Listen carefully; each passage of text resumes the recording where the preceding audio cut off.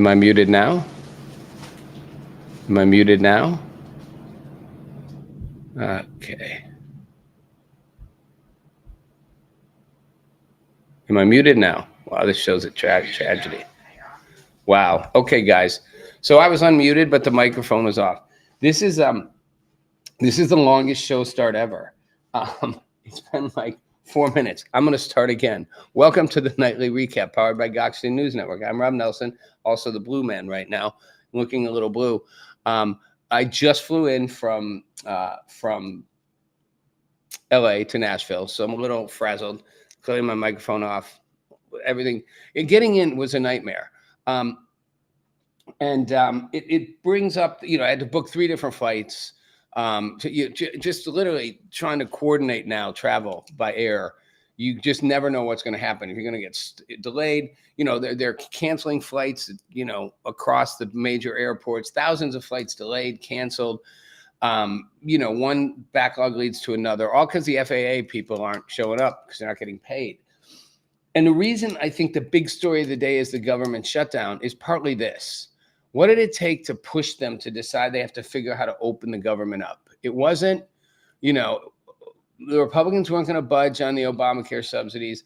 The fact that people weren't getting their SNAP benefits, their their nutritional food benefits, kids weren't getting their school lunches, that didn't do it. That didn't push the Democrats to cave. Because remember, the problem here is Republicans don't have enough votes to pass it. They need 60 votes to pass it because it's a budgetary item. So having a majority doesn't get them there. They need some Democrats on board. And the Republicans kept putting up what they called a clean, clear resolution. Wow, can't even talk straight. A clean, continuing resolution, just to simply fund the government for another couple months. As is, no changes, negotiate everything later. Democrats are like, no, we're holding out because healthcare is too expensive. Now, sidebar, by the way, you keep those subsidies in place. Yes, it's better. And my health insurance sucks how expensive it is. You keep those benefits in place. That's money going direct to the insurance companies who are just ratcheting their fees, their premiums up, screwing the American public as they have forever, and they'll just get a huge chunk of money. So if somebody should go to the health insurance companies, go, you know what, either you guys lower your costs or we bring down the hammer on you. We can do it. Trump does it with tariffs, does it with foreign countries. I'm sorry, it's a free market, but at a certain point, they're like this giant, they're not technically a monopoly or an, oligopoly or whatever, but they've cornered a market in the major insurers, and they're just screwing everybody. And Congress should be like, enough. But that's another question. The Democrats weren't going to cave. Food benefits didn't make them do it. Thousands of furloughed workers didn't. That's not national parks or museums or things you can't do. No, what got them was air travel. When people started not being able to fly, it's how dependent we are as a society on flying. Pretty much everybody flies. Whether you fly first class, whether you fly Delta, or whether you fly Spirit or Allegiant or, Southwest, more discounting airlines. Well, Southwest is not discounting anymore, but, doesn't matter. Like, everybody travels by plane. It's a pretty common thing. So when you affect every single traveler at airports across the country, and it has a backlash effect, right? If you delays at 40 major airports, or you're cutting flights at 40 major airports, but all you need is, all you need is Atlanta, Hartford, Chicago, LAX, and say Newark to all have problems. And you're going to probably and Houston, you're probably going to have chaos everywhere because somebody's flying through the hubs and whatever. You're just going to have a nightmare. And that's what's happening. And I experienced it. Like, I got lucky. I finally found a direct flight from John Wayne in Orange County to Nashville. Because Nashville, although they did a ground stop the other day, it's not as impacted. But if I had to fly through anywhere, probably wouldn't miss my connection. If my connection even went, if they didn't cancel one of them. That's everybody right now. So that's what it took to bring Democrats to go, we can't hold out any longer. Now, I blame Republicans too, though. Republicans have the ability to eliminate the filibuster. So for those who, we're going to get into a little, this is going a little about how dysfunctional our government is. I'm going to get into some details. And by the way, the Senate's voting right now on a bill to end the shutdown. But I'll tell you how that process is going to go. So Republicans could end the filibuster. Filibuster basically, right, is instead of needing 51 of 100 votes to pass something, you need 60 votes on certain kinds of bills, especially if they involve appropriations or spending money in any way, shape, or form. You need, for certain kinds of legislation, you need 60 votes. Now, the reason for that was to force the Senate to be a little more bipartisan, right? It's rare for one party to have 60 of the 100 seats. So, it tends to be closer, majority to minority. So even though you technically control the Senate, you can't do whatever you want on anything. There's some things you can just get away with 51, simple majority. But a lot of things, especially the most important things, confirmations kind of stuff, requires 60 votes. You got to get some people from the other side on, who's ever in power. However, the party in power could remove that filibuster. That is not a permanent thing. It wasn't built in the Constitution. They could remove it. They could take it away and say, we only need 51 votes now for things, period, done, end of story. Now, why don't they do that? Ask yourself this question. I understand why, MTG, Marjorie Taylor Greene, is pissed at the Republicans. They absolutely have the power to force the government to open back up. They can literally say, enough fuckery, enough gaming around. We offered you a chance to open the government on clear and even terms. We'll negotiate everything later. Nobody holds anybody hostage. Just keep the government funded. I got whole issues with these continuing resolutions where we just keep stalling and not paying for things, but at a minimum, just do it for the next couple months, okay? And they could do that. They could say, we're just going to make it 51 votes again. End the filibuster. What's so crazy is that the Democrats tried to do it under Biden, and the only reason they failed was because Joe Manchin and Kyrsten Sinema both now have left the Senate, but both were independents. Well, they were Democrats, but they were independent-minded Democrats. Both refused because they were like, this will be bad for government if we don't keep the bipartisan nature. But the bipartisanship is gone, baby. Gone, gone, gone. There is no more. It's history. It's a hostile, it's a battlefield in there. There's almost zero. People talk about bipartisan bill. You got 2 Republicans and 20 Democrats, or 2 Democrats and 20 Republicans. It's bipartisan. Somebody from the other side got on board. Politics in America is so divided. People aren't even talking to their family members if they support Trump or, sometimes the other direction. It's usually if you support Trump, but people are, it's like a cultural political civil war. It's not a physical civil war. We are a country divided, and nowhere is it more apparent than in government. So Democrats went for it. A couple holdouts who still believed in that and both left the Senate and said it's unworkable were like, no. So I guarantee you, I absolutely 100% guarantee you, if Democrats take control of the Senate in the midterms, they will immediately eliminate the filibuster and drive everything they want through on an agenda of 51 or 52 votes. Period, done, end of story. There is zero question. They already tried to do it. They just didn't have enough votes on their own side. 2 people held out. Those 2 people are gone. There's no more Democratic senators who will be like, I'm going to vote against the filibuster. It was Manchin and Sinema, both who were strongly independent and said it. And I think both became independents at some point. They still caucused with the Democrats, but so Democrats will pass it in 10 seconds. It'll be the first thing they do, and they will stomp every single thing they want in. So if you're the Republicans, Marjorie Taylor Greene's smart in saying, why don't you do it? Just do it. One, they're going to do it to us so we can get all the things we want passed just in case we lose in the midterms. And 2, we can open the government tomorrow, because both sides have their stupid friggin' whatever in the ground, heads in the sand.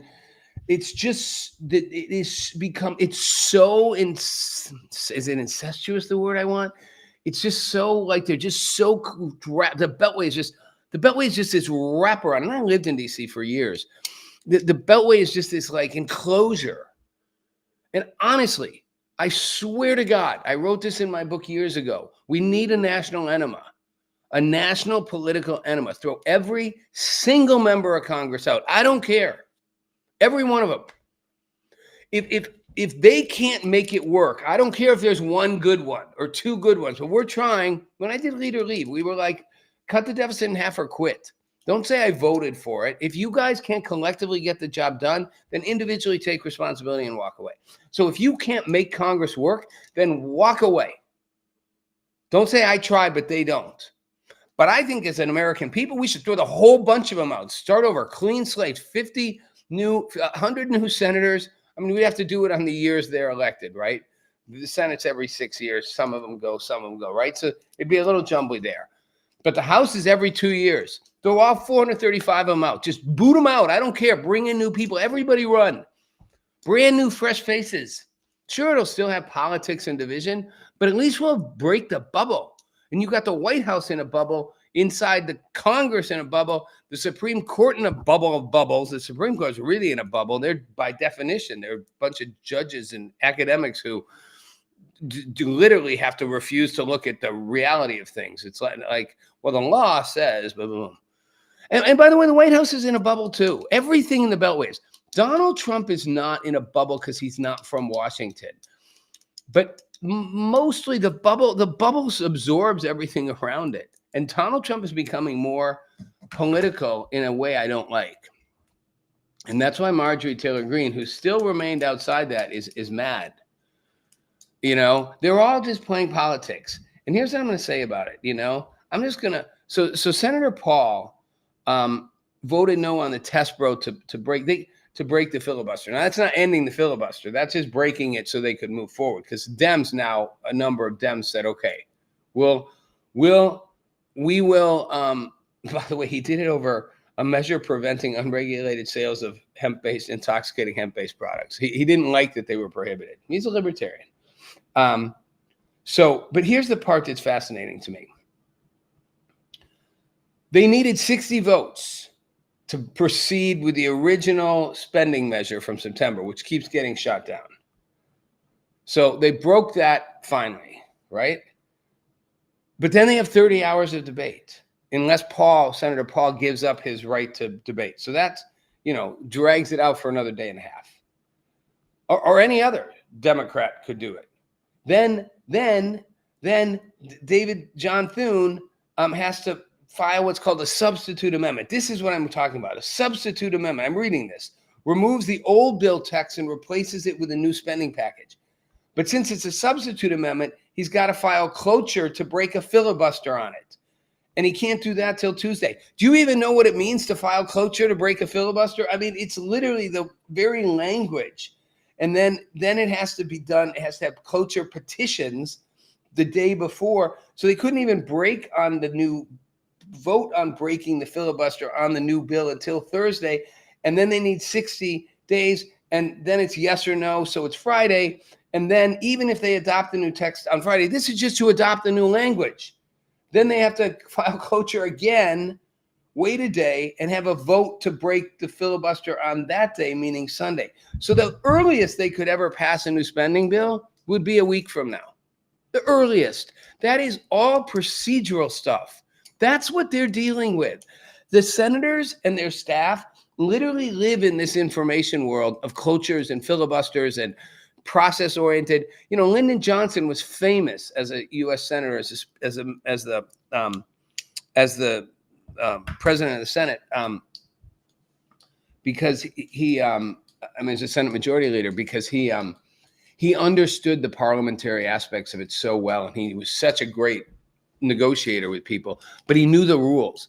The Senate and Congress, but especially the Senate, it's all these rules. People get stuff done because they know the rules, and the rules are complicated. And there's parliamentarians who just say yes and no, but they know how to move all the little things and push it in and plug it in and push that and pull that one out and stick that one in and drive that one down.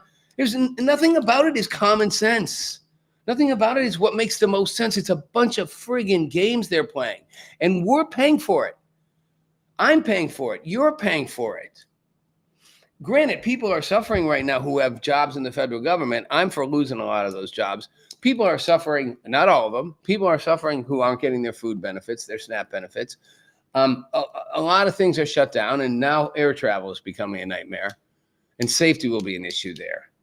But at the end of the day, it's just an archaic system full of all kinds of archaic rules created 200 years ago on how to run this parliamentary-like body, full of a bunch of people who get in for 6 years and generally stay for 30.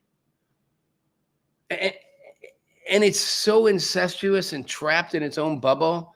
And thus we have no government for 40 days. And like I said, up until flying, barely noticed, nor did most of you. Now, if you're on SNAP, if you're on food benefits, that's a problem. If you have a job at the federal government, that's a problem. Whole thing's a mess. I'm telling you, we need a national enema. Throw them all out. Toss everybody out. Meanwhile, quick highlights on a couple quick stories. Brawl breaks out at Turning Point USA event at UC Berkeley. No shocker there. Trump says Ilhan Omar should go back to Somalia, and they did a McDonald's commercial of him telling her to go. I love he trolls people. That part I do like about him. He's a bit of a, I don't think he's a racist. I never know with him. I don't think he's a racist. I think he likes trolling people. I don't think he really cares that Omar's, black, but he tells her to go back to Somalia. He does this disdainfully about people going to like third world countries. Like, go back. So, like there's so much like random political stuff. Oscar Isaac from the Star Wars trilogy says he'd go work with Disney again if they, quote, don't succumb to fascism.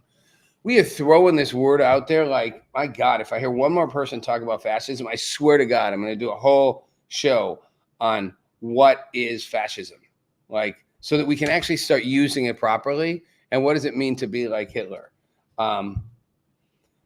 Meanwhile, well, that's sort of the highlight news. I will say, Bitcoin's worrying me a little. It's floating around 105, 106. I know it'll go up. It's a bummer, though. It's a bummer that it's down that low. I'm still up, right? Well, it's depending on when you bought it. For me, it's up. But I predicted 125. I predicted 150 by the end of the year. Now I'm sort of like moving it down to 125. I don't know how much the shutdown's affecting it. I don't know how much the institutional movement's affecting it, if a handful of big whales are affecting it. But it is, it is 106 just about, and I get it. It was at 107. So, here we go. United Airlines, this was my fat last thing I'm going to tell you guys. I just saw a thing. United Airlines says it's canceling. Went away. What a story. I popped up on my phone. I don't know where it went. So I got part of it. Just canceling flights. I guess a bunch of them. Anyway, I do hope Bitcoin makes its way back to 125. Even 120, I'd be happy at this point. And end of November is probably going to be good.